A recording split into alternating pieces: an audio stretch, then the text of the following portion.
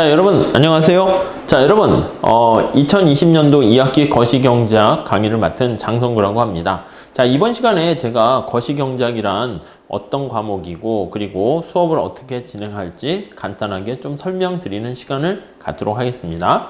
자, 우선 첫 번째 거시경제학이라는 것은요, 경제학을 바라보는 두 가지 방법이 있는데, 하나는 두 개가 이제 상호 보완적입니다. 하나는 미시경제학이라 하고요, 다른 하나는 거시경제학이라 합니다. 그래서 첫 번째, 자, 경제학에 이제 바라보는 이렇게 눈이 있다라고 하면은요, 첫 번째는 여기에 밑에 기반이 되는 과목이 경제학, 인문 이런 것들이 있어요. 경제학, 인문이라든가 아니면 원론 이렇게 있습니다. 자, 이걸 미리 들으신 분들도 있고요, 안 들으신 분들도 있을 텐데, 요게 이제 밑에 어떻게 보면은 바탕이 되는 겁니다. 자, 원론은요, 보통 우리 성대 같은 경우는 1과 2로 이렇게 나눠져 있는데요. 요 1인 경우에는 맞아요, 미시경제학 파트에 해당하는 것이고, 2에 해당하는 게 바로 거시경제학에 해당하는 파트입니다. 요게 미시, 2가 거시 이렇게 되어 있어요. 네, 이해 가시겠죠? 자, 그런데 미시와 거시 이렇게 나와 있는데, 요게 가만히 쭉 살펴보시면 미자가 작은 미자예요. 그래서 요거를 작게 바라보는 겁니다. 나무를 바라보는 거예요. 그리고 거시자는 이제 클 것자를 써요. 매크로라고 하는데, 요거는 숲을 바라보는 것이다, 이렇게 보시면 되겠습니다. 아셨죠? 그래서 이게 전체 숲 전체가 있으면 숲을 전체적으로 보는 시각도 있어야 되고, 좀 더 가까이 다가가서 나무를 하나하나 보는 그런 방법도 있을 겁니다. 아셨죠? 그래서 이 두 개가 상호 보완적이다라고 생각을 하시면 되겠고요. 자, 이러한 입문 과정을 거치게 되면은요, 점점점점 거치게 되면 그 위에 이제 말 그대로 미시경제학하고 거시경제학을 우리가 같이 공부를 하게 됩니다. 미시경제학, 거시경제학 이번 학기에 제가 둘 다 하고 있긴 한데요, 약간 바라보는 방식이 다르다 그랬죠. 그래서 미시는 약간 그래프와 수식을 좀 많이 사용하고요, 엄밀성을 좀 따져요. 물론 거시도 그렇긴 한데, 여기 나와 있는 것처럼 국가경제 전체적으로 살펴보는 그런 과목이기 때문에 약간씩 차이는 있습니다. 자, 그래서 거시경제학은 다시 말씀드리면 클 것자를 써서 매크로 이렇게 얘기하거든요. 그래서 말 그대로 국가 경제 전체를 경제 전체를 우리가 커다란 시각으로 나무를 보시듯이 살펴보는 것입니다. 경제 전체를 살펴보는 거예요. 그 경제 전체에 대한 경제 전체의 어떤 작동 원리에 대해서 살펴보는 게 바로 거시경제학이다 라고 보시면 되겠습니다. 국가 경제 전체 뭐에 대해서 다룹니까? 우선 첫 번째는요, 관심사가 되는 게 이 GDP를 중심으로 한 국민소득에 대해서 다루게 됩니다.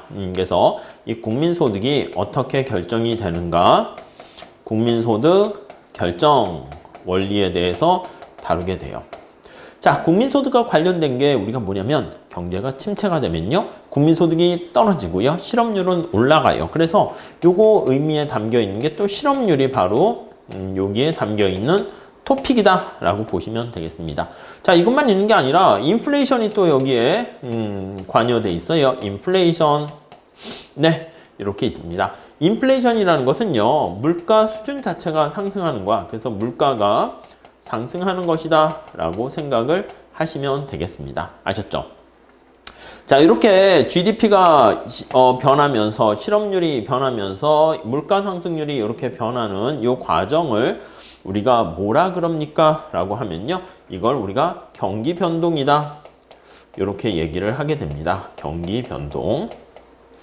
네, 아시겠죠?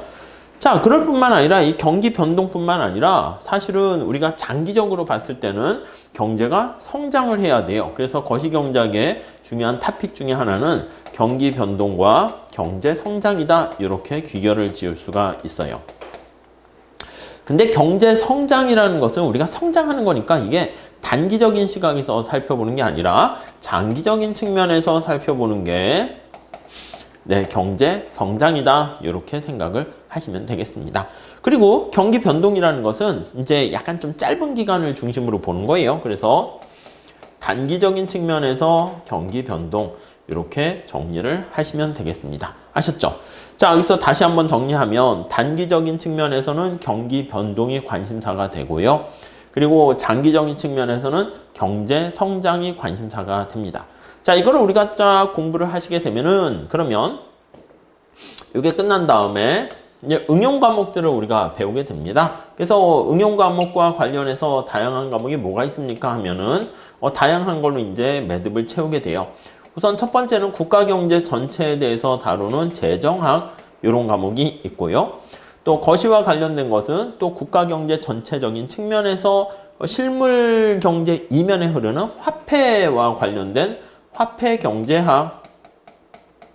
네, 요게 이제 화폐경제학, 요게 이제 관심사가 되는 게 있고요. 또 더 나아가서는 국가경제 전체, 우리가 개방경제 하에서 거시에서도 약간 다루긴 합니다. 다른 나라와의 어떤 관계를 살펴보는 국제경제학, 이런 것들에 대해서 우리가 살펴보게 됩니다. 국제경제학. 이렇게 국제경제, 국제무역과 국제금융 이렇게 돼 있고요. 그 외에 뭐 미시적인 측면이지만 산업조직론이라든가 뭐 게임이론, 더 나가서 우리가 전체적인 시각으로 봤을 때 또 노동경제학 이런 것들도 배우고요. 그리고 뭐 환경경제학 이런 것들도 우리가 배우게 돼요. 자, 그 다음에 이제 요걸 다 배우게 되면 한국 경제와 관련된 이슈들을 배우면서 우리가 한국 경제가 어떻게 돌아가는가 그런 것들을 볼 수가 있어요. 그래서 뭐 한국 경제학 아니면 밑에 기반이 되는 오늘날 경제에 대한 이슈들에 대해서 배우게 됩니다. 물론 이제 경제학을 이렇게 분석하는 데 있어서 밑에 토대가 되는 게 뭐가 있을까요? 경제학 입문에서는 뭐 크게 원론에서는 다루진 않겠지만 기반이 되는 게 바로 이제 통계학이에요. 통계가 이제 계량 경제학이죠. 그래서 요즘과 같은 이제 빅데이터가 이제 많이 활용되는 경우에는 이 데이터를 어떻게 다루는가 뭐 그런 것들도 굉장히 중요한 건데 하도 빅데이터 하지만 사실 아직까지는 제대로 된 빅데이터 분석가가 뭐 우리나라에 없는 상황이죠. 그렇기 때문에 여러분들이 통계와 계량을 기반으로 해가지고 경제 원리 이렇게 하면서 엄청난 양의 데이터를 어떻게 분석할 것인가 그런 거를 연구하는 것도 굉장히 중요하다 이렇게 생각합니다. 그래서 하나는 통계학이 밑에 기반이 되는 것이고 또 하나는 우리가 수학을 사용합니다. 우리 경제 수학이라고 얘기하죠. 수리적인 측면에서 어떤 기법이 또 중요하다 이렇게 생각을 하시면 되겠습니다. 아셨죠? 그래서 경제학은 이렇게 큰 틀로 되어 있는데 경제학 입문이나 원론을 들으신 다음에 그 다음 미시거시 들으시게 되면 경제학을 분석하는, 바라보는 중요한 어떤 관점을 우리가 마스터한 것이다. 이렇게 생각을 하시면 될 것 같아요. 그 다음에 이제 응용 과목을 더해주면 되겠죠. 아셨죠? 자, 그러면 이제 우선 두 번째 볼게요. 이 과목을 왜 들어야 되니? 라고 하면 과목을 수강해야 되는 이유. 그렇죠? 아, 이거 뭐 제가 얘기하기는 뭐 그렇긴 해요. 여러분들이 안 들어가지고 폐강되면 야, 네 강의 없어지는 거잖아. 그런 거 말고요. 우리가 제 강의를 꼭 안 들으셔도 되고요. 여러분들이 거시경제학은 한 번은 공부를 해 보실 필요가 있다. 그런 의미에서 얘기하는 거예요. 꼭 제 강의 안 들으셔도 돼요. 제 강의 별로 좋지 않아요. 좋은 교수님들 강의 많으니까 이렇게 잘 탐색 모니터링 해가지고 한번 잘 골라보세요. 근데 이 강의를 아무튼 들어야 되는 이유는 바로 무엇입니까? 라고 하면은요. 글쎄, 여러분들이 무슨 뭐 경제학을 전공해가지고요, 막 좋게 얘기하면은 뭐 경제학자가 돼서 노벨상을 받는, 노벨 경제학상을 받는 이거에 도전을 한다. 뭐 그렇게 거대한 꿈을 가질 수도 있어요. 이게 너무 그렇게 거창하게 할 건 아니고요. 그것보다는 당장 현실적인 측면에서 봤을 때 우리가 먹고 사는 문제를 다루는 거잖아요. 그게 또 사실 경제학이거든. 근데 우리가 보면 취업을 해야 되잖아. 사실 취업에 또 되게 용이한 수단이 되는 게 바로 경제학이다. 이렇게 보시면 돼요. 취업이라는 게 사실 제가 봤을 때는 어떤 기업, 회사에 취업하는 그런 경우도 있겠고요. 그래서 이제 경제학적 마인드를 쌓게 되면은 뭐 그렇잖아. 뭐 우리가 증권시장, 주식시장이라든가 금융시장에 대한 돌아가는 것들을 우리가 이해할 수 있고 실무시장, 산업 현장에 대해서 우리가 돌아갈 때도 경제학 마인드로 바라보는 거랑 그렇지 않은 것은 또 약간 차이가 있게 됩니다. 경제학은 뭐 첫 번째로 먼저 공짜 점심이 없다는 것이기 때문에 어떤 걸 선택하게 되면 반드시 대가를 치르게 된다. 그게 밑에 깔려 있게 됩니다. 그래서 회사에 취업했을 때도 여러분들이 여러분들의 능력을 최대한 발휘할 수 있는 힘을 갖게 되고요. 회사도 여러 가지 회사가 있겠죠. 우리가 알고 있는 뭐 삼성이라든가 여러 가지 대기업에 취업할 수도 있고요. 뭐 현대라든가 아니면 중소기업을 취업할 수도 있어요. 그냥 일반 중소기업에 취업할 수도 있고요.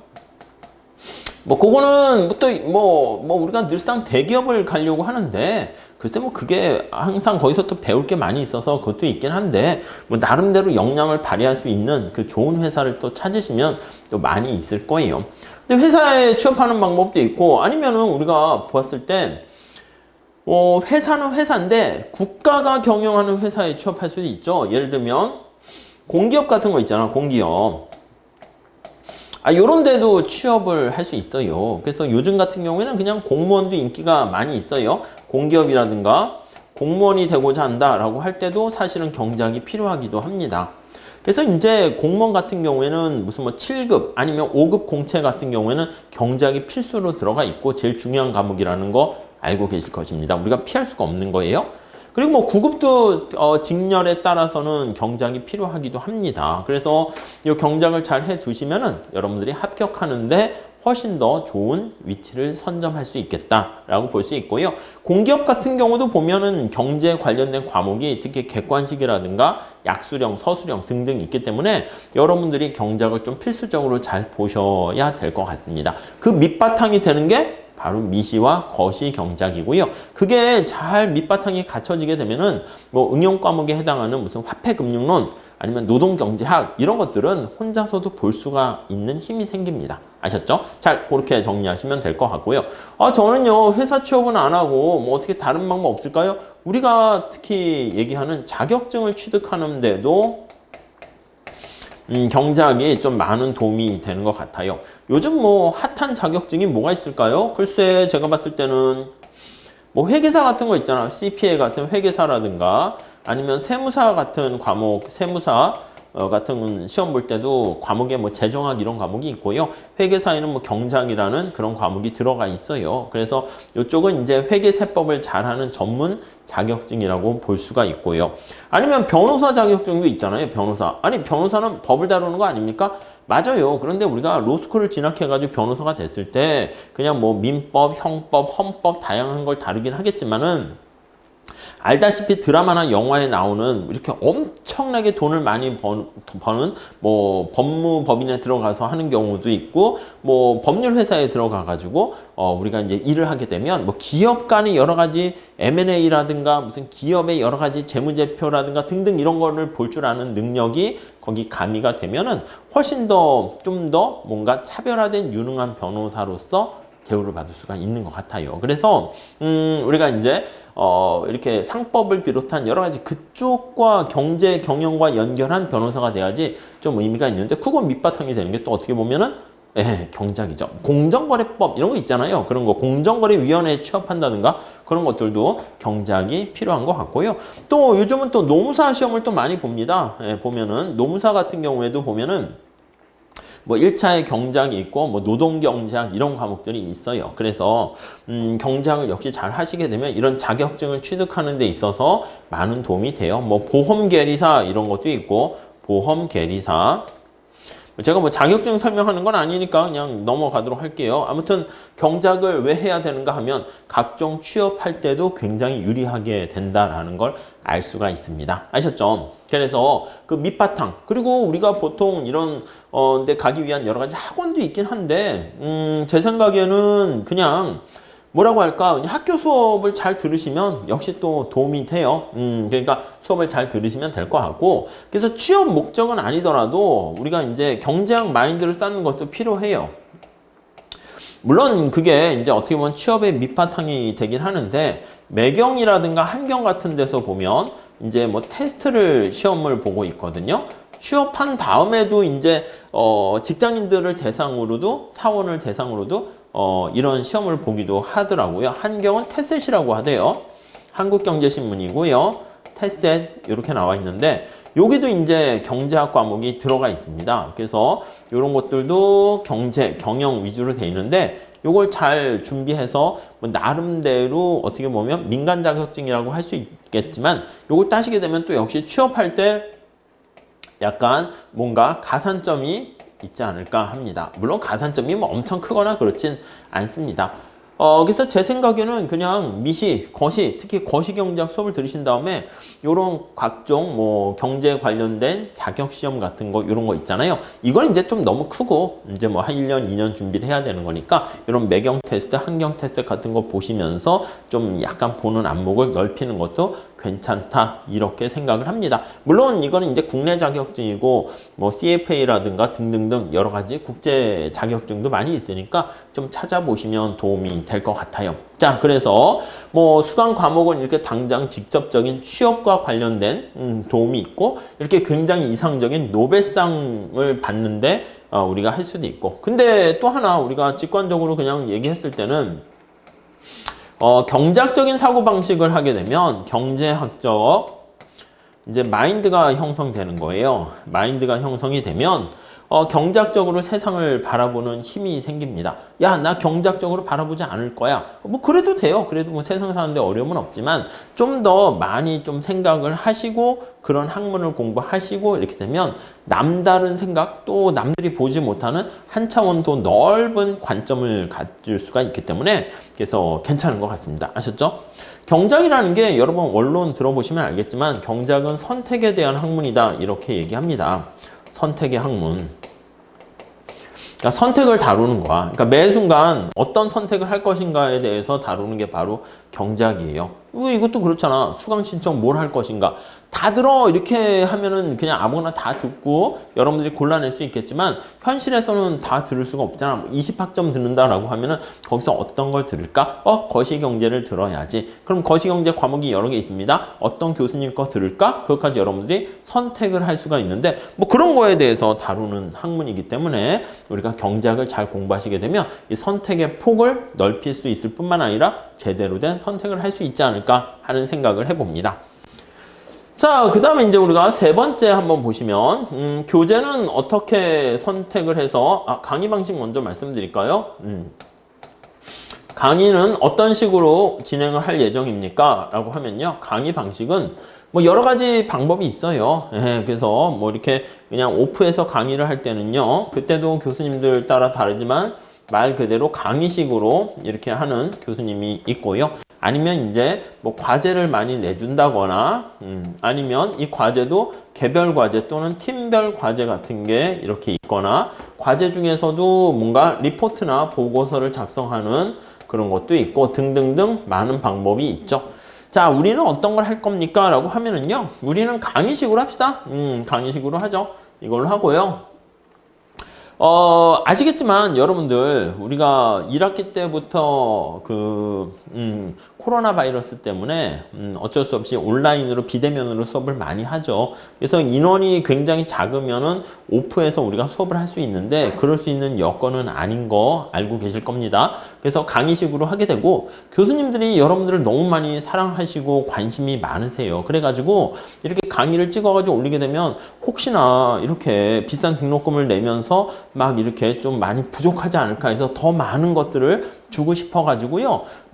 그래서 여러분들에 대한 애정의 표시로 뭘 드립니까? 여러분들한테 과제를 줘요. 그런데 이게 여러분들한테는 폭탄이라고 얘기하더라고. 과제가 과제 선물인 줄 알았어요. 교수님들은 과제 선물이라고 생각하고 줬는데 받는 사람은 선물이 아니야. 뭐라고 얘기하죠? 폭탄이라고 얘기합니다. 폭탄. 이게 선물인 줄 알았더니 받는 사람이 중요한 거 아니겠습니까? 맞아요. 주는 사람이 선물이라고 생각하고 줬는데 받는 사람이 폭탄이면 폭탄인 거지 뭐. 그래서 많은 분들이 과제 선물을 여러분한테 드리는데 이 폭탄이 막 날라와가지고 힘들어하는 학생들을 많이 봤습니다. 그래서 저는 과제 선물을 안 줄까 해요. 산타클로스 같이 과제 선물을 별로 폭탄이라고 인식하면 안 됩니다. 선물인데 아무튼 이 과제 별로 많이 주지 않도록 할게요. 그리고 이제 보통 거시경제는 자료를 모아가지고 팀별 조별 과제도 해도 굉장히 재밌긴 하거든요. 우리나라 부동산 시장을 중심으로 한 거시경제에 미치는 영향이라든가 등등등. 예, 또 뭐 한국은행이나 이런 데 들어가면은 또 여러 가지 각종 보고서들도 많이 있고 연구소들도 보통 거시경제 관련된 보고서를 많이 내고 있기 때문에 그것도 한 번씩 보는 것도 괜찮긴 한데 그리고 그걸 이제 팀별, 조별 과제로 하는 것도 좋긴 한데 하지 맙시다. 오프에서도 사실 팀별 조별 과제를 하면 좋은데 이게 많은 학생들이 같이 원래 취지는 이거지 좋은 팀원들을 만나면 좋겠지만 안 좋은 팀원들을 만났을지라도 이 과제를 어떻게 수행해 나가면서 여러분 스스로 리더십을 키울 수 있고 같은 조원끼리 조화를 이룰 수 있는 연습을 하는 것도 있는데 그냥 연습 별로 필요 없다고 느끼시는 분들이 너무 많은 것 같아가지고 따로 조별 과제를 내드리진 않도록 할게요. 보고서도 사실 써보면 굉장히 좋긴 한데 제가 봤을 때는 보고서도 좀 별로예요. 리포트나 보고서 내는 것도 굉장히 중요하긴 하지만 제가 봤을 때는 그냥 미시, 거시 이걸 기반을 쫙 해두신 다음에 그 다음에 응용된 아까 얘기했던 화폐금융론이나 국제경제 이런 걸 공부를 쭉 하시다가 여건이 되면 가끔 뭐 보고서 관련된 여러 가지 무슨 경진대회 비슷한 걸 하기도 해요. 요즘 많이 없어진 것 같은데 그런 것들을 이렇게 좀 해보신다거나 자기가 좀 뭔가 리포트에 해당하는 것이지만 이런 걸 좀 스스로 좀 써보는 것도 필요하긴 합니다. 근데 아무튼 이 모든 걸 다양하게 하면 좋은데 뭐 쉽지는 않은 것 같습니다. 그래서 약간 일방적인 강의식으로 얘기를 진행할까 생각 중입니다. 아셨죠? 자, 그 다음 강의식으로 진행하다 보면은 둘 중에 하나야. 그래서 지난 학기도 이제 강의식으로 진행을 해봤는데 열심히 이제 설문조사를 했지. 어떠냐 해서 학과에서 설문조사를 해가지고 한 번씩 내용을 봤더니 장점도 있고 단점도 있어요. 온라인으로 이렇게 하는 게. 그래서 만약에 실시간으로 스트리밍 해서 하는 것도 좋긴 한데 약간 그건 좀 부담되기도 하고 애매하긴 하더라고요. 그래가지고 이렇게 강의를 올려놓으면 여러분들이 보시면 좋은 건데 장점은 여러 번을 볼 수 있다는 게 장점이야. 지나간 다음에도 다시 볼 수 있고 물론 요즘은 오프라인에서 수업을 할 때도 학생들이 노트북이나 이런 걸 통해서 막 녹음을 하더라고. 녹음을 해서 PPT도 저장하고 거기다 글씨도 쓰고 막 이렇게 등등 하던데 뭐 이렇게 우리가 강의를 올리게 되면 여러 번 볼 수가 있는 게 장점인데 그걸 좀 잘 활용을 하시면 좋을 것 같고요. 또 하기 나름이지 뭐 여러 번 보는 사람도 있고 그냥 강의 틀어놓고 떠들어라 나는 딴 거 한다 이런 사람도 있고 출석 체크가 있으니까 아마 그런 것 같은데 너무 그렇게 하지 마세요. 출석 하지 마시고 그래도 이제 출석은 다 하더라고요. 그래서 출석도 우리가 퍼센티지에 반영을 하긴 할 건데 근데 출석 같은 것도 보면은 거의 다 그냥 다 100% 출석인 것 같아요. 장점은 여러 번 볼 수 있다라는 거 장점. 그래서 만약에 자기가 중간에 못 따라간 거는 다시 보기 해가지고 충분히 소화를 시킬 수 있는 게 장점인 것 같아요. 단점은 뭐냐라고 하면은 뭔가 소통하는 게 좀 어려워서 소통의 어려움 이게 이제 단점이긴 해요. 근데 뭐 사실 우리 경제학과 친구들이나 이런 경우에는 교수님들도 그렇고 뭐 그닥 소통은 잘 하는 것 같지는 않습니다. 오프에서 할 때도 질문하는 사람 한두 명 빼놓고는 잘 질문 그렇게 하지도 않고요. 전에는 제가 뭐 밴드를 만들어 가지고 오프라인 할 때는 하고 그랬거든요. 근데 뭐 그렇게까지도 뭐 잘 활성화되긴 않아요. 제가 막 여러분들을 활성화시키기 위해서 막 또 과제 선물을 줘야지 여러분들이 막 오긴 하는데 글쎄요. 제가 생각이 좀 안 좋은지 모르겠지만 그냥 열심히 할 사람들은 할 것이고 안 할 사람은 안 하고 그런 것 같아가지고 그렇습니다. 아무튼 소통을 잘 하면 좋은데 이게 좀 어렵긴 해요. 그런데 이번에 우리 그 성대에서는 뭐 이런 사태 이전에 이 그 온라인을 기반으로 한 여러 가지 준비를 많이 하고 있었더라고요. 그래가지고 지금 이러한 사태가 발생했을 때도요. 다른 학교들은 보면은 많이 우왕좌왕해가지고 어쩔 줄 몰라서 뭐 신문에서도 많이 보셨잖아요. 뭐 그런데 성대는 좀 서버뿐만 아니라 여러 가지 기자재도 잘 준비가 돼 있는 것 같아서 좀 순조롭게 이렇게 잘 타게 나간 것 같아요. 그래서 다른 학교들도 야 우리 이거 온라인 강의 이거 어떻게 했으면 좋겠어 라고 하면 성대가 하는 것을 봐라 이렇게 하는 말이 있을 정도로 뭐 가장 선도적으로 앞서서 나가는 것 같아요. 그래서 이 우리 사이트 올리는 거기에 가보시면은요 이게 메시지를 남길 수 있더라고요. 그것도 실시간을 잘 남길 수 있고 파일을 올린다거나 무슨 사진을 찍어서 올리는데도 괜찮은 것 같아요. 그래가지고 뭐 이 소통하는데 어려움은 좀 많이 줄어든 것 같아요. 세상이 꼭 이제 요즘 비대면으로 이렇게 하는 것이다 보니까 그래서 소통하는 데는 뭐 괜찮은 것 같아요. 자, 그래서 우리가 첫 번째는 강의식으로 이렇게 진행을 하겠다라고 말씀을 드릴 수 있고요. 자, 그리고 네 번째, 교재는 어떤 거 할 겁니까? 라고 하면은요. 자, 네 번째, 교재 한번 볼까요? 교재 한번 보시죠. 자, 교재는요, 우리 그 거시경제학 관련해 가지고는 가장 많이 또 이제 학교에서 보는 게 이제 맨큐의 거시경제학 이렇게 있긴 한데 맨큐를 쓸까라고 했는데 이번에 맨큐를 쓰진 않을게요. 아셨죠? 맨큐를 쓰진 않고요. 그럼 뭘로 하겠습니까? 이걸로 합시다. 이거 여기 나와 있는 그 고대 교수님이 쓰신 건데 이종화 신관호 교수님께서 쓰신 책이에요. 그래서 이종화 신관호 교수님이 쓴 거시경제학 이걸로 할게요. 이 책의 장점은요, 다른 책보다는 특징이 뭐가 있냐면 친절하게 설명하고 있어요. 친절 그 자체예요. 친절. 친절하다라고 하면은 사실 어떻게 보면은 말이 많은 거야. 서술적으로 되게 자세하게 이렇게 설명을 하고 있습니다. 자세하게.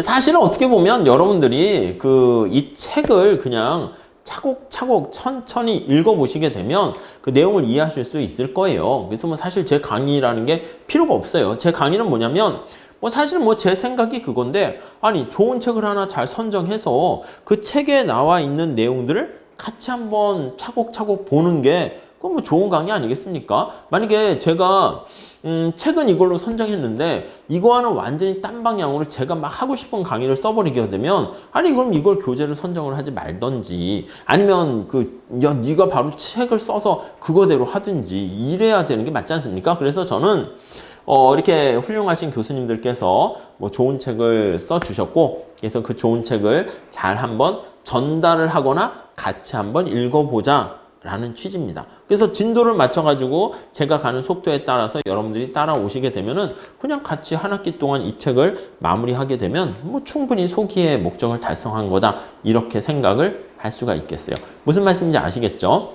그래서 뭐 거시경제학 책도 다양하게 나와 있지만 친절하고요. 지나친 수식이 배제돼 있어요. 그래서 지나친 수식은 지양하고 있습니다. 지양하고 있고요. 또 지나친 수식은 지양하면서 또 하나 최신의 거시경제학은 읽을 거리가 좀 많아야 돼. 그래서 중간중간에 현재 우리가 배운 내용이 신문 기사라든가 이렇게 측면에서 봤을 때 읽을 거리라고 할까요? 이게 풍부하다라는 게 좀 장점인 것 같아요. 물론 이제 모든 거시경제학 책들은 다 읽을 거리가 풍부한 것 같아요. 그래가지고 괜찮은 것 같은데 이 책은 유독 읽을 거리가 또 많이 있습니다. 그리고 최신의 여러 가지 거시경제 얘기까지도 잘 다루고 있기 때문에 이 책을 중심으로 좀 보시면은 괜찮을 것 같습니다. 그리고 뭐 또 몇 개 뭐 추천할 만한 책이 있습니까? 예, 그 또 하나는요, 이 책으로도 할까 생각했어요. 김경수 박대근 교수님 책이 있어요. 성대 교수님이시죠? 우리 김경수 교수님. 저도 학교 다닐 때 수업 다 들었어요. 대학원 때도 듣고 강의도 잘하시고 한국경제학회 회장도 하셨죠. 책이 괜찮아요. 요것도 제가 예전에는 수업했는데 요게 이제 또 이번에 책이 개정이 됐어요. 거시경제는 책이 다 개정됐어. 이종화 신관호 교수님 책도 이번에 개정됐고요. 김경수 박대근 교수님 책도 이번에 개정됐고요. 그래서 어떤 거 할까 하다가 요거는 이제 약간 컴팩트한 측면이 있어요. 컴팩트한 측면이 있고 내용도 잘 다듬어져 있긴 해요. 근데 이제 여기 컴팩트한 거니까 위에 있는 것은 말로 이렇게 뭐 친절하게 돼 있다기보다는 뭐 나름 뭐 이렇게 있을 거 다 잘 정돈돼 있는 굉장히 훌륭한 책이에요. 그래서 혹시 관심 있는 분들은 그거 보시는 것도 괜찮고요. 그리고 또 이제 건국대학교의 주상현 교수님 책이 있어요. 이것도 나쁘진 않습니다. 그래서 처음 입문하는 사람들로 하여금 우리가 위에 나와 있는 책들은요, 양이 좀 많아요. 많아가지고 거시경제학을 따라가다가 좀 지치기도 하는데, 이 주상현 교수님 책은 분량이 좀 약간 작고, 그리고 초심자가 이제 접근하기에 좋아요. 초심자에게 적절합니다. 그리고 분량이 작을 뿐만 아니라 딱딱딱 중요한 내용끼리 끊어져 있어요. 그래가지고 어떻게 보면 연결이 잘 안 될 수 있는데 괜찮아요. 토픽별로 이렇게 돼 있어서 요것도 제가 수업을 해본 적이 있는데 괜찮습니다. 괜찮아요. 뭐 다 괜찮네. 맞아요. 다 괜찮아요. 맨큐책도 괜찮지. 맨큐책도 네모 안 치면 맨큐 교수님이 화를 낼 수 있을 텐데 괜찮아요. 괜찮아요. 그리고 이제 또 이제 전통적으로 거시경작에서 많이 보는 책이 정운찬 교수님과 뭐 김영식 교수님이 쓴 책이에요. 뭐 정운찬 서울대 그 총장님 하시고 거시경작이 대부이시죠. 그래서 김영식 교수님께서 또 이렇게 새로 업그레이드 해가지고 이 책도 또 새로 나왔거든요. 이 책은 제가 봤을 때는 아주 풍부한 내용을 잘 담고 있어요. 근데 풍부하고 이거야말로 컴팩트합니다. 되게 또 컴팩트해요. 다 컴팩트하네. 근데 컴팩트한데 특히 이게 말 그대로 컴팩트한 정도가 압축으로 이제 내용이 돼 있어요. 그래서 제가 봤을 때는 우리가 봤을 때 책을 볼 때는 빨리빨리 진도 나가서 페이지를 넘기고 싶은 마음이 막 들잖아요. 근데 이 책은요, 빨리빨리가 안 넘어가. 어려워서가 아니라, 그리고 문장력 가동성이 떨어져서 그런 게 아니라 엄청난 내용을 함축해서 담아놔서 그래요. 이것도 제가 이걸로 강의를 좀 많이 했고 지금도 또 하고 있긴 한데요. 보통 이제 학생들 얘기를 들어보면 나중에 공부하다가 이 정운찬, 김영식 교수님 책이 그냥 술술 잘 읽힌다라고 하면은 거시경제에 대해서 잘 공부를 했군. 이렇게 우리가 생각할 수 있다라고 얘기하기도 하더라고요. 그래서 이게 이제 약간 난이도가 그래서 있어요. 어려운 건 아닙니다. 난이도가 있으나 이게 이제 난이도가 있다는 건 뭐냐면 이제 압축해서 돼 있어가지고 이제 그렇다라고 생각하시면 될 것 같고요. 그리고 그 외에 뭐 윌리엄슨이라든가 이것도 원서죠. 그리고 아니면 우리가 알고 있는 그 버냉키 의장 있잖아요. 다 경제학 교수죠. 버냉키 교수라든가 아니면 또 화폐금융론의 또 이제 대가시죠. 미시킨이라든가 등등 우리나라에 번역되어 있는 책들입니다. 아니면 이제 블랭샤드라는 또 IMF의 이제 수석 경제연구원 했던 블랑샤라고 해야 되나? 블랑샤가 쓴 책. 이것도 괜찮아요. 제가 봤을 때는. 역시 이것도 수업을 해본 적이 있는데, 이 책이 약간 기존의 경제학, 거시경제학 책과는 좀 약간 색다르게 쓰여져 있거든요. 그 외에 또 뭐 여러 가지 뭐 많은 책들이 있어요. 베로라는 교수님이 쓴 책도 있어요. 베로라는 교수님이 쓴 책, 뭐 등등등 이런 책이 많이 있습니다. 거시경제학도 책이 엄청나게 많이 있네요. 거시학에 해당하는 그런 책이에요. 그리고 뭐 이제 뭐 현재 뭐 이런 책이고, 그 외에 또 많은 책들이 있긴 해요. 근데 여기서 어떤 책이 그냥 제일 괜찮습니까? 했을 때 저는 좀 요 책을 선정을 해가지고 우리가 이제 수업에 사용하고 있으니까 요거 좀 보시면서 정리하시면 될 것 같고요.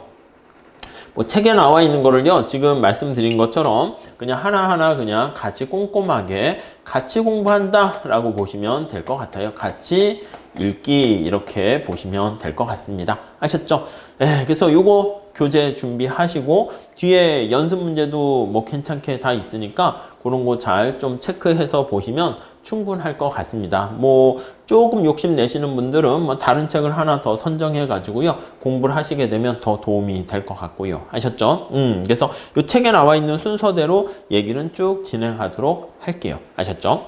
자, 그리고요 뭔가 참고할 만한 기타 뭐 한번 내용을 좀 말씀드리면, 다섯 번째 기타. 저는 경제원론 1을 아니면 경제학 입문을 듣지 않았는데 어떻게 거시경제학 들어도 될까요? 돼요. 기타는 뭔가 선수 과목이 있습니까? 없어요. 그래서 선수 과목은 없어 이렇게 보시면 될 것 같고요. 그냥 처음 들으셔도 상관없어요. 그리고 책 내용이 굉장히 친절하게 돼 있기 때문에 따라오시는데 전혀 무리가 없습니다. 아셨죠? 그리고 두 번째요. 저는 근데 미리 좀 경제 원론 같은 거 안 들어서 좀 불안합니다. 그런 분들은요, 제가요, 유튜브를 해요. 유튜브. 자꾸 유튜브 선전하는 것 같아서 그런 건데.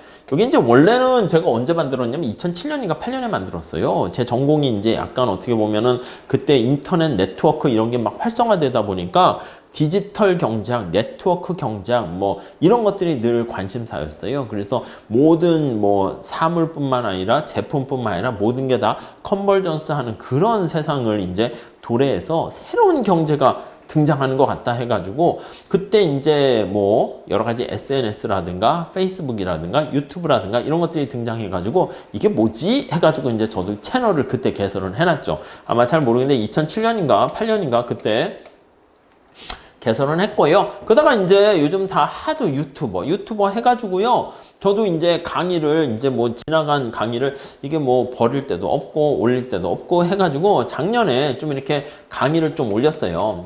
강의를 학원에서 강의한 거를 몇 개 올렸더니 이제 구독자가 많이 늘어났어요. 그래서 제가 지금 수업 듣는 여러분들처럼 이렇게 구독하세요! 이렇게 해가지고 이제 구독한 친구들도 있고 해가지고 지금 이제 한 10,000명 얼마 전에 넘었어요. 그래서 10,000명 넘었으니까 그래도 꽤 이렇게 별로 별 볼거리 없는 유튜브긴 하지만 나름대로 이렇게 많이들 구독해 주셔서 감사드린데 여기 보면 많은 강의가 올라가 있어요. 어이구 채널을 말씀 안 드렸네요. 뭐라고 보시면 되냐면 채널 이름은 경제학 짱박사 이렇게 보시면 돼요. 아, 이름이 뭐 이렇게 유치하냐? 맞아요. 죄송해요. 짱박사로 돼 있어요. 유치해요. 아니 제 수업 듣는 친구들한테 야 유튜브 채널을 이렇게 만들어 가지고 이름을 지으려고 하는데 뭐가 좋겠니? 그 이름 뒤에다가 TV를 붙이래. TV. 아니 이게 무슨 유튜브인데 웬 또 TV야 해가지고 야 그건 좀 이상하잖아 해가지고요. 보니까 이름을 바꿀 수 있더라고요. 그래가지고 그냥 우선 경제학은 들어가야겠지. 경제학 얘기니까.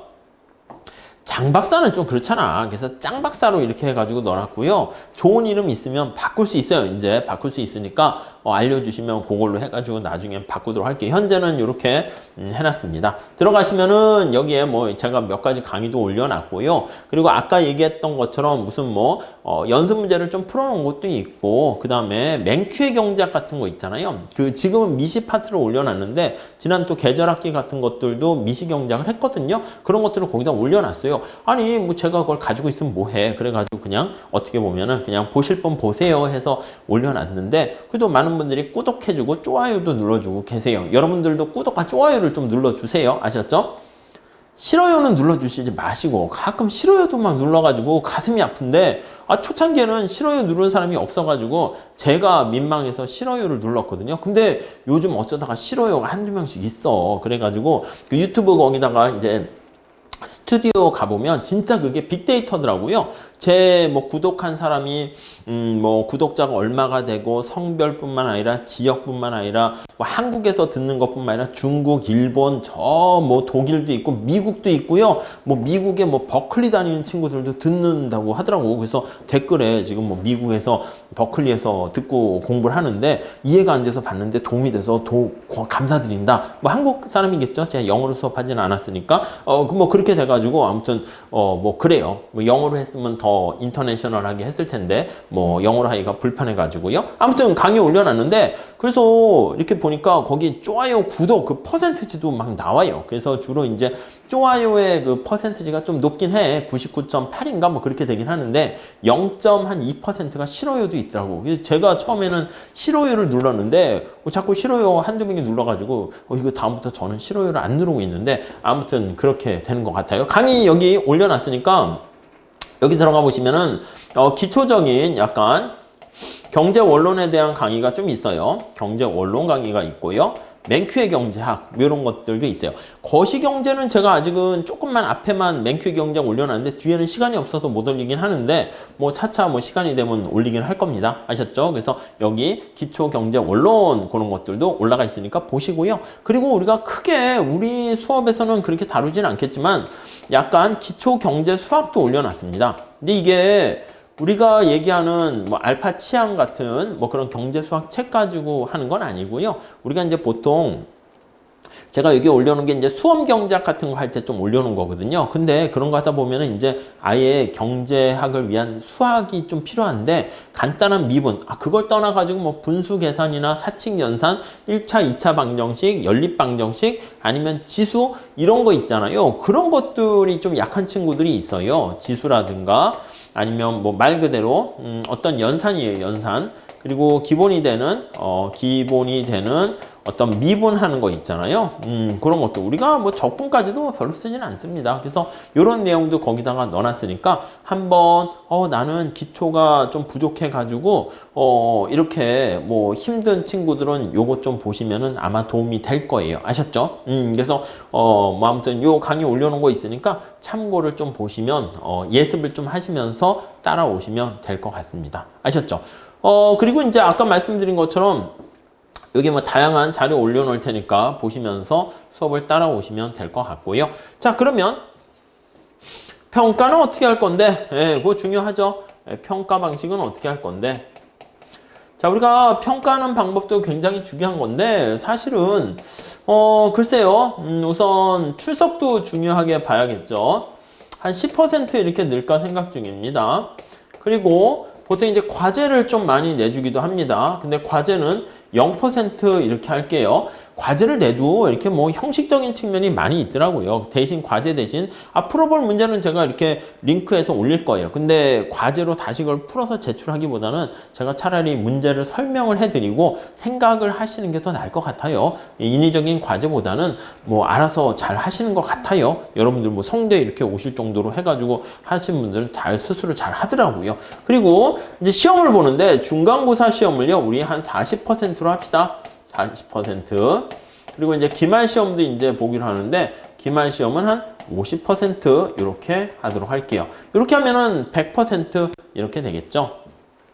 근데 이제 과거 경험에 비추어 봤을 때는 중간고사 성적을 이 한 40%긴 한데 중간고사 성적이 기말고사랑 거의 비슷하게 가는 경우가 대부분이더라고요. 왜냐면 중간고사 때 열심히 한 사람이 또 기말 때 열심히 하고요. 중간 때 보통 이렇게 성적을 잘 못 받은 친구들이 기말엔 열심히 하겠습니다 이렇게 얘기를 하는데 열심히 또 뭐 비슷하게 가는 것 같아요. 그러니까 이게 약간 경로 의존 현상이 있어가지고 패스 디펜던스라고 하는데 아니면 뭔가 이게 그 관성의 법칙에 따라 가지고 그냥 그렇게 흘러가는 것 같아. 그러니까 여러분들이 첫 단추가 중요해. 처음 시작해가지고 중간고사 때 잘 보셔야지 기말을 잘 보게 되고 학점을 잘 받게 되면 그거 갖고 또 계속 이렇게 굴러가는 것 같아요. 아셨죠? 그러니까 중간고사를 좀 잘 준비하시면 될 것 같습니다.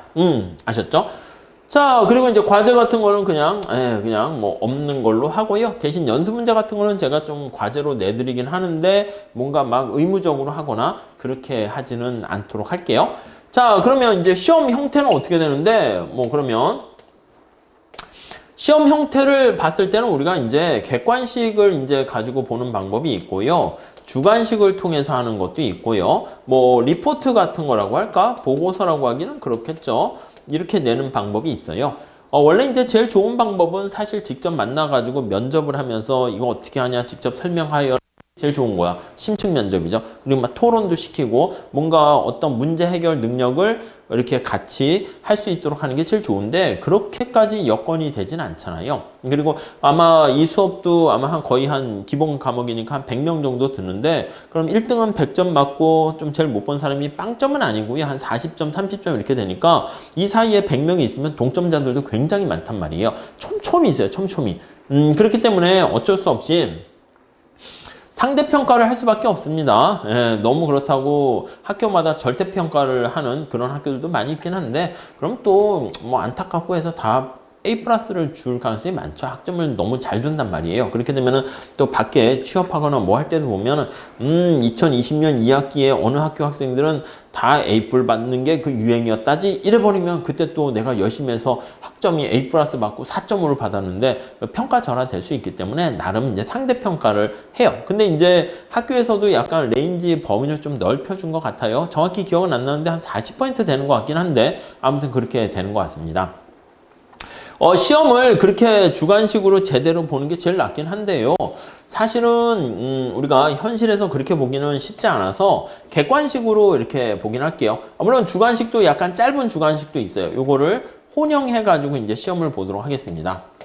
시험은 어떻게 학교에서 봅니까? 아니요. 학교에서 직접 와서 보는 거는 방역이라든가 이런 문제도 있기 때문에 쉽지는 않아요. 그래서 우리가 온라인상에서 보는 건데 뭐 웹캠이나 이걸로 해가지고 어떻게 실시간으로 찍으면서 할까요? 그렇게 하진 않고요. 지난 1학기 때 한번 보니까 우리 학교에서는 이제 약간 좀 시간도 정해가지고 문제를 막 섞을 수가 있더라고요. 그래서 문제를 쫙 섞어가지고 보기 지문도 섞고 해가지고 객관식으로 했는데 나름 좀 이렇게 공정하게 볼 수 있게 된 것 같아요.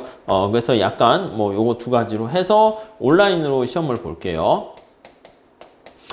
그러면 부정행위는 어떻게 됩니까? 부정행위는요. 근데 첫 번째는 온라인으로 보는데 시간 제약이 있어요. 시간 제약이 있다 보니까 이게 부정행위는 많이 이렇게 걸러지는 것 같아요. 그래서 지난번에 어떤 학교는 이렇게 뭐 단톡방 만들어가지고 교양 과목이니까 그렇겠죠. 그리고 뭐 절대 평가를 하다 보니까 다 같이 우리 짜고 A+ 받으면 어때? 해가지고 한 것 같은데 그냥 뭐 양심에 맡겨서 양심에 손을 얹고 이렇게 해서 시험 보시죠. 앞에 서약서도 저도 쓰게 하는데 뭐 그런 걸 통해 가지고 이제 거짓말로 하는 거 별로 좋지 않습니다. 그리고 사실 뭐 경작에서 나오는 것처럼 여러분 공부한 만큼 노력한 만큼 받아가는 게 가장 공정하고요. 여러분들한테도 그게 도움이 돼. 자기가 노력하지 않은 만큼 더 가지려고 하다 보면은 잠깐 그거 우리 인생을 길게 놓고 보면 아니 B뿔 받으면 되는데 그거를 부정행위를 통해서 A뿔로 올렸다 해서요. 엄청 뭐가 달라지는 게 아니라 자신의 영혼을 갉아먹는 그런 행위예요. 그리고 그런 행위가 부메랑이 돼가지고 언젠가 자기한테 다시 별로 좋지 않은 효과로 다가오게 됩니다. 아셨죠? 그러니까 그냥 자기가 아니 뭐 B 받았다 A 받았다가 엄청나게 능력의 차이가 있습니까? 그게 아니고 주어진 시간에서 내가 기말고사 시험 공부, 거시 공부를 할 것인가? 뭐 집에 중요한 일이 있거나 개인적으로 더 소중한 일이 있어서 소중한 이걸 할 것인가? 선택의 문제 아니겠습니까? 그 내가 시험 공부를 선택하기보다는 나는 뭐 친구랑 같이 영화 보면 그런가? 어디 뭐 둘이 뭘 하는 게 더 낫다. 이렇게 되면은 그게 더 좋으면 아니 그 선택이 더 바람직한 거죠. 그러니까 그쪽을 선택하다 보니까 나는 이거 공부를 못해서 학점이 좀 낮을 뿐이지. 그러니까 그냥 선택의 대과 결과니까 우리가 이제 주어진 희소한 자원, 희소한 시간 내에서 모든 걸 다 할 수 없어요. 그러니까 나는 뭐 이것도 하고 저것도 하고 막 학점도 잘 받고 힘들어요. 그러니까 여러분들이 어떤 것 중에서 선택의 기로에서 시험 공부를 할 것인가 뭘 할 것인가 그걸 잘 정한 것이고 나는 다른 게 소중하다 생각해서 공부를 못했으니까 그냥 B나 C를 받은 거다라고 생각하시면 돼. 그거 갖고 무슨 뭐 능력이 없거나 그런 건 아닙니다. 아셨죠? 양심에 맞춰서 하고요. 가끔 부정행위에서 친구가 뭐 대리 출석, 뭐 그런 것도 있긴 있을 수 있어요. 만약에 대리 시험을 통하거나 어떻게 부정행위를 하거나 엄마 아빠나 어떤 아는 사람이 옆에 형이나 선배가 도와줘서 같이 풀거나 이렇게 될 수도 있는데 그렇게까지 해가지고 거시경작에서 A뿔을 받는 게 의미가 있을까? 저는 그런 생각이 들고요. 물론 그 작은 하나가 큰 문제가 되는데 더 안 좋은 걸로 몇 배 부정적으로 자기한테 되돌아옵니다. 그리고 사실은 뭐 그렇게까지 뭐 해서 우리 시험에서 이렇게 성적을 잘 받기는 쉽지는 않아요. 해보시면 아시겠지만. 그러니까 양심에 맡기고요. 컨닝 같은 거는 좀 뭐 자제를 해주시면 좋겠고요.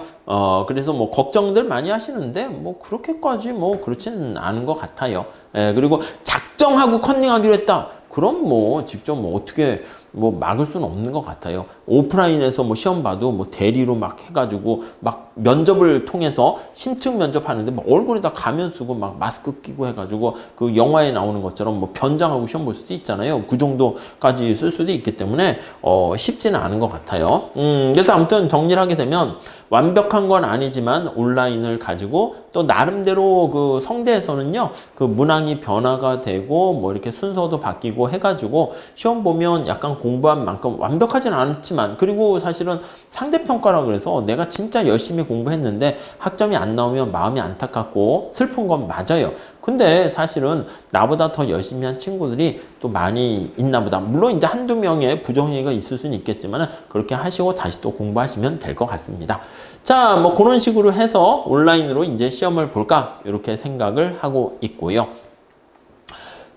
그 다음 이제 요거와 관련해서는 이제 예행 연습도 조금 할게요. 예행 연습도 하고, 그리고 이제 공부를 하신 분들은 이제 문제를 잘 풀 수 있고, 만약에 이 책 있잖아요. 우리가 교재로 쓰는 이 이종화 신간호 교수님 책을 이렇게 꼼꼼히 잘 보시면은요, 우리가 이제 기말고사, 중간고사를 잘 볼 수 있는데, 혹여나 행여나 다른 책으로 이제 공부를 했을 거 아니야. 누가 대리시험 보거나 어떻게 했을 때. 근데 이 책에 있는 내용을 만약에 보지 않았으면 또 풀 수 없는. 오픈북으로 하면, 오픈북 글쎄, 그것도 이제 약간 어떻게 보면은 시간 제약이 있기 때문에 오픈북도 쉽지는 않아요. 그것도 공부를 해야지 어디에 무슨 내용이 있나, 그게 되는 것 같아요.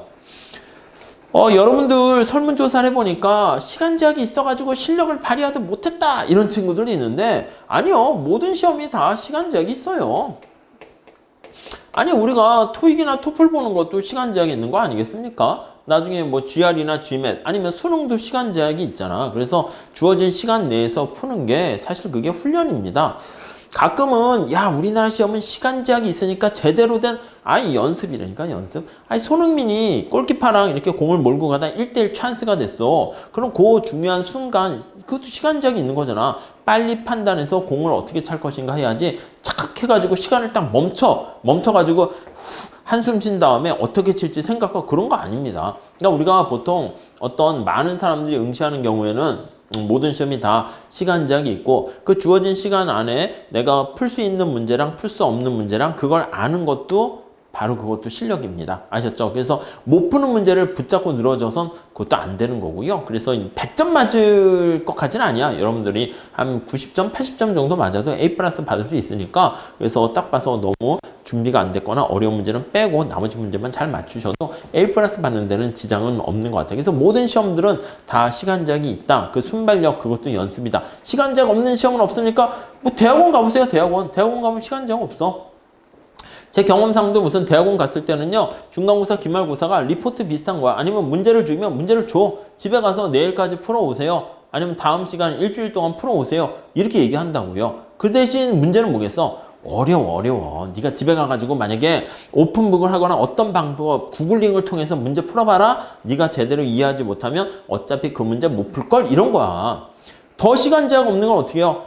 그냥 뭐 여러분들 뭐 회사 가거나 아니면 뭐 교수님들 되는 경우에 그건 시간 제약이 없는 거지. 만약에 노벨상을 받기 위해서 우리가 어떤 걸 도전한다? 그런 건 시간 제약 없다니까. 평생 시간을 거는 거야. 오히려 시간도 그것도 짧죠. 내 생애가 뭐 90살까지 산다. 내가 10년 더 살았으면 그 노벨상 받을 수 있는 그 난제를 해결할 수 있었을 텐데 그렇게 될 수 있거든. 그러니까 어떻게 보면 한두 것도 없어요. 그래서 어느 정도 딱 커팅을 해야 되는데 우리는 그래서 제한된 시간 내에 대략 뭐 1분에 한 문제씩 풀 수 있을 정도로 그렇게 합니다. 그래서 숨가쁘게 막 이렇게 풀어야 돼. 그래서 풀 수 있는 거 다 풀고 못 푸는 거는 이거 그러네 찍고 이렇게 해가지고 보시면 돼요. 아셨죠?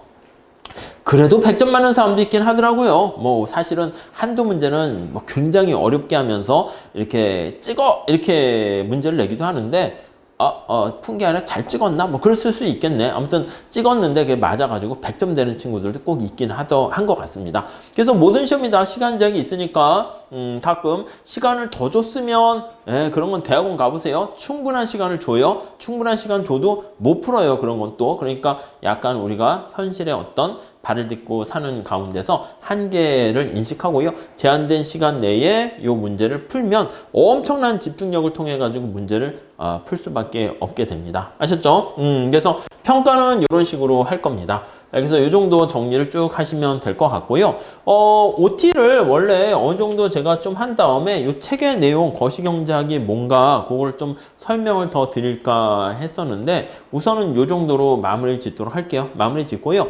거시경제학이 여러분들이 아까 말씀드렸던 유튜브 같은 데 가보시면 거시경제란 무엇인지 그 파트에서도 보면 소개가 되어 있고요. 이 책 같은 거 글쎄 서점 가서 보실 수가 없을 수 있긴 하겠지만 뭐 미리 보기 같은 거 뭐 교보문고나 출판사에 가시면 좀 볼 수가 있긴 하니까 그런 거를 좀 준비를 잘 하시면 될 것 같습니다. 아셨죠? 그래서 수업은 이렇게 할게요. 강의식으로 진행을 하는데 제가 이 전자칠판에서 하는 것도 있는데 이게 따로 찍었다가 이렇게 하게 되니까 업로딩 하는데 시간이 되게 많이 걸리더라고요. 그래서 이게 제가 나름대로 그 장비를 카메라를 샀거든. 그래서 4K로 해서 했는데 학교에 서버가 그 많은 교수님들이 자료를 올리잖아. 학교 서버에. 그러다 보니까 이게 이제 올릴 수 있는 걸 압축해서 올려야 돼. 근데 이게 압축하는데 1시간짜리를 압축하는데 거의 1시간 넘게 걸리는 거야. 그래서 이제 지난 학기도 보면은 제가 이거 이제 압축을 해야지 해놓고 기다리다가 지쳐가지고 제가 그냥 컴퓨터 켜놓고 밤에 이렇게 자버렸거든요. 또 컴퓨터가 꺼져. 그래가지고 이 압축을 잘 못해가지고 그냥 이거 뭐 용량 큰 거 올리면 안 됩니까? 물어봤더니 서버 문제가 있어가지고 뭐 엄청나게 학교에서 서버를 확충했어요. 돈을 들여서. 근데도 워낙 교수님들이 많아가지고 올릴 수 있는 용량이 제한돼 있어가지고 잘 되지 못했는데 미리 제가 칠판 강의로 이렇게 찍은 강의가 있어요. 그래서 그걸 올리고요. 그거에 좀 약간 보완이 될 만한 우리 책에 있는 연습 문제라든가 아니면 다른 교수님 책에 있는 풀어볼 문제를요 따로 추가로 해가지고 제가 설명드리고 올리도록 할게요. 아셨죠? 그래서 그렇게 준비를 하시게 되면 여러분들이 뭐 충분히 거시경제학을 보람 있게 보낼 수 있지 않을까 하는 생각을 해봅니다. 아셨죠? 자세한 사항은요, 여러분들이 뭐 거기다가 질문 올려주시거나 아니면은 뭐 메일을 주시거나 그렇게 하시면 될 것 같으니까 수업 준비 잘 하시면 될 것 같고요. 그래서 여러분들이 뭐 따로 준비하실 건 없어요. 여러분들이 들어오셔가지고 빠지지 않고 올라간 강의를 계속 보시면서 시험 때 되기 전에 한번 또 집중해서 중간고사 대비하시고 또 기말고사 보시고 끝난 다음에 다시 한번 이 책 복습해서 보시게 되면은 유익한 거시경제 시간이 되지 않을까 합니다. 자, 우선 여기까지 하도록 하겠습니다. 감사합니다.